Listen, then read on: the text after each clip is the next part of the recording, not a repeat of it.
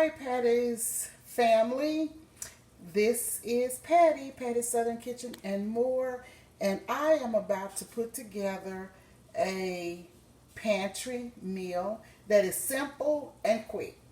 I have the sweet peas here, tomatoes, okra, and corn, roast beef, and you have the seasonings here. Y'all know the seasonings that I like: the twin garlic and onion powder, parsley flakes, and Tony Chachere's Creole. All right, I have my rice here that I am boiling, and let me tell you what I put in my rice. About a tablespoon of oil, about a tablespoon of vinegar, and it's a reason why I do that.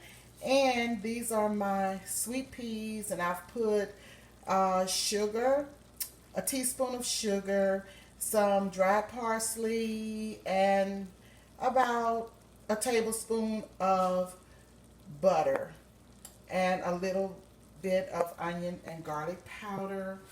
And these are the peas.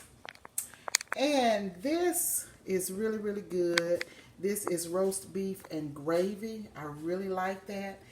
And the corn, okra, and tomatoes, I really would like to know how to can these. I don't know how to do it. I haven't ever done it before, but I've seen canned okra, corn, and tomatoes.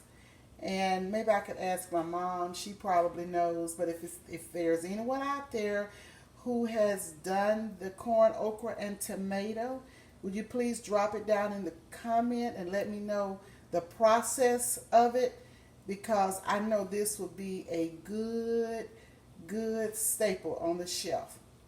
Okay, pardon me, y'all, for sniffing. I'm always sniffing. I have allergies, and this is why you may hear me sniff a lot, but please excuse me. I just thought I would tell you guys that I try not to do it, but you know, I battle with the allergies and some other issues. So anyway, I am going to put it all together, and when I come back, I will show you just what I did. Very simple and very quick.